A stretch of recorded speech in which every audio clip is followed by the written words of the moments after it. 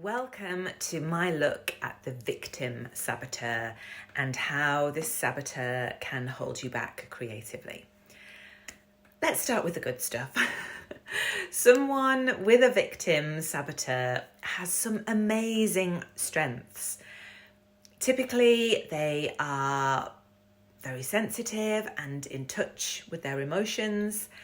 They are capable of deep and courageous introspection. They appreciate the uniqueness of themselves and of others, and they are highly perceptive.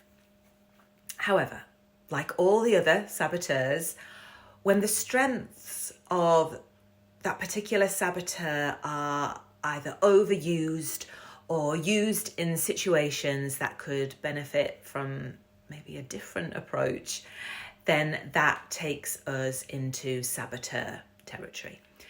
So someone with a victim saboteur feels things so deeply that if they are criticised or feel misunderstood, then they can have a dramatic reaction to that. So either extreme rage or swinging to the other end of the scale. They might completely withdraw or sulk, or when things get tough, they might just go, I'm just throwing the towel in because it all just feels too much. Or there can be a frequent tendency to blame others or blame circumstances because things aren't working out for them.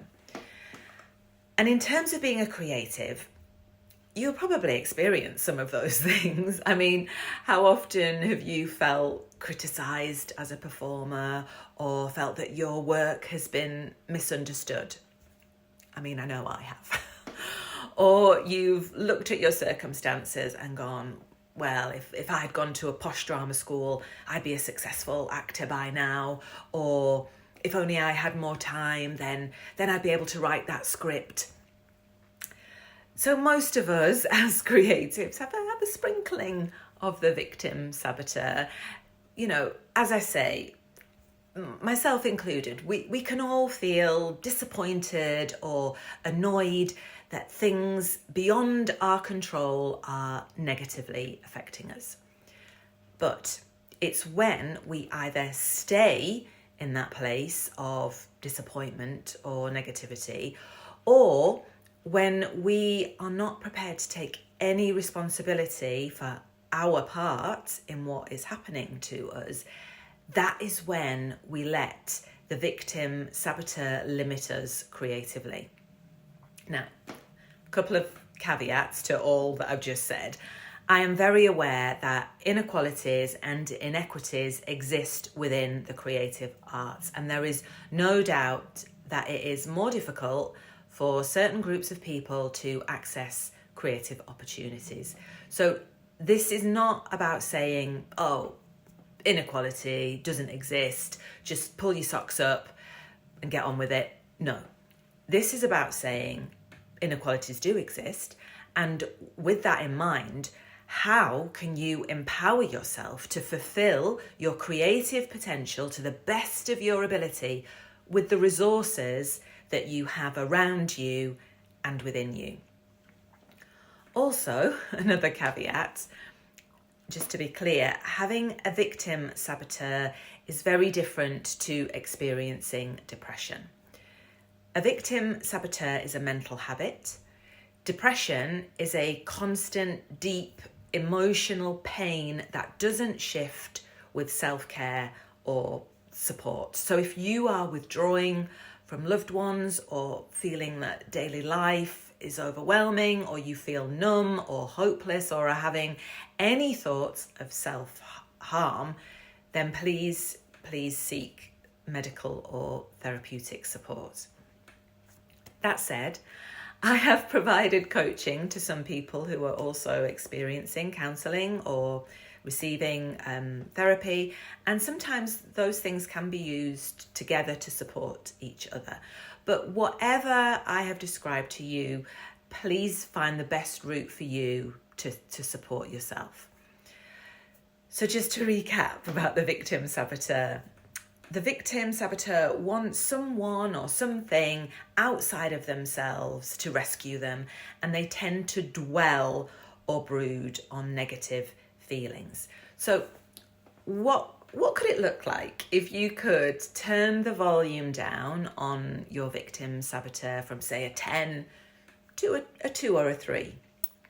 Well, rather than being stuck in a pattern of throwing your hands up and going, well, there's nothing I can do about this. You know, this stuff like this always happens to me. Nothing ever goes right for me. It's about breaking those default reactions, and rather than giving your power away to other people and other circumstances outside of you, it's about recognizing that you do that and learning how to access the power that you have within you, and acknowledging that, yes, some days are more difficult than other days, yet appreciating and owning that it starts and ends with you, which is ultimately a much more empowering place to be. Now, this doesn't happen overnight, but it is possible because, as I've said, the victim saboteur is a mental habit or pattern, and habits and patterns can be changed.